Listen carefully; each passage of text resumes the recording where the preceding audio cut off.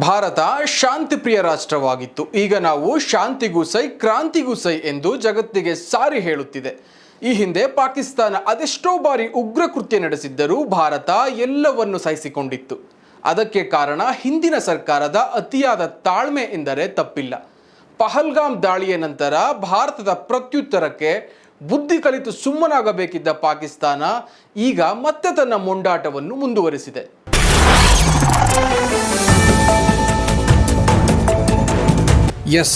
ಏನೂ ಅರಿಯದ 26 ಭಾರತದ ಪ್ರವಾಸಿಗರನ್ನು ಪಹಲ್ಗಾಮ್ ದಾಳಿಯಲ್ಲಿ ಕೊಂದಿದ್ದ ಪಾಕ್ ಉಗ್ರರ ವಿರುದ್ಧ ಭಾರತ ಕಾರ್ಯಾಚರಣೆಯನ್ನು ನಡೆಸಿ ಪಾಕ್ನ 4 ನಗರ ಪ್ರದೇಶ ಹಾಗೂ ಪಾಕ್ ಆಕ್ರಮಿತ ಕಾಶ್ಮೀರದ 5 ಪ್ರದೇಶವನ್ನು ಗುರಿಯಾಗಿಸಿ ನಿಖರ ದಾಳಿ ನಡೆಸಿ ಸುಮಾರು 100ಕ್ಕೂ ಅಧಿಕ ಉಗ್ರರನ್ನು ತನ್ನ ನೆಲದಿಂದಲೇ ಭಾರತ ಬೇಟೆ ಆಡಿತ್ತು.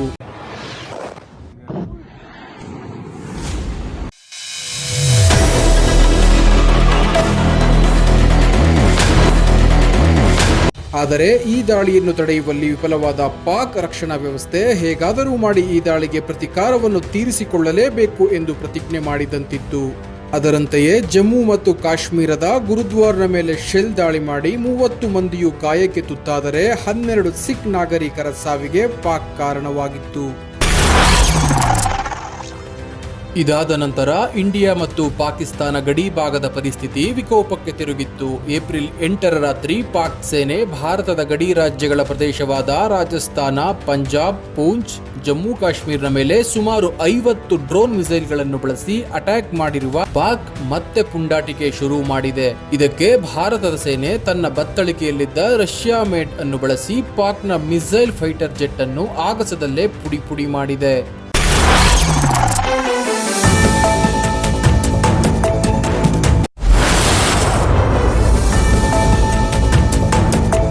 ಹೌದು, ರಷ್ಯಾದಿಂದ 2018ರಲ್ಲಿ 35,000 ಕೋಟಿಯ ಒಪ್ಪಂದದ ಪ್ರಕಾರ ಒಟ್ಟು 5 S-400 ಸ್ಕ್ವಾಡ್ರಾನ್ಸ್ಗಳನ್ನು ಭಾರತ ಖರೀದಿಸಿತ್ತು.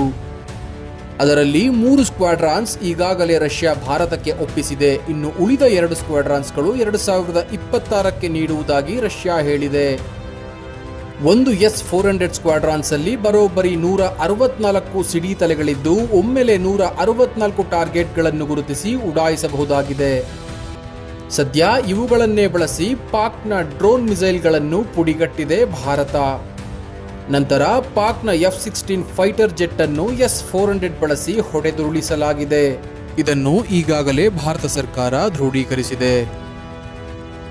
ಏಪ್ರಿಲ್ 9ರ ರಾತ್ರಿ ಮತ್ತೆ ಪುಂಡಾಟಿಕೆ ಮುಂದುವರೆಸಿರುವ Pak Fatah 2 China made missile ಅನ್ನು ದೆಹಲಿಯನ್ನು ಗುರಿಯಾಗಿಸಿ ಉಡಾಯಿಸಿತ್ತು. ಇದಕ್ಕೆ ಪ್ರತಿಯಾಗಿ ಭಾರತ ಮತ್ತೆ ಅದೇ S-400 ಅನ್ನು ಲಾಂಚ್ ಮಾಡಿ ಫತಾಹ್ ಮಿಸೈಲ್ ಅನ್ನು ನ್ಯೂಟ್ರಲೈಸ್ ಮಾಡಿದೆ.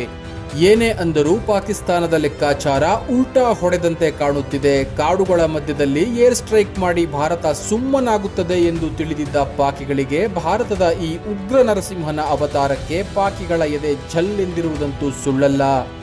Bureau report, alma news 24.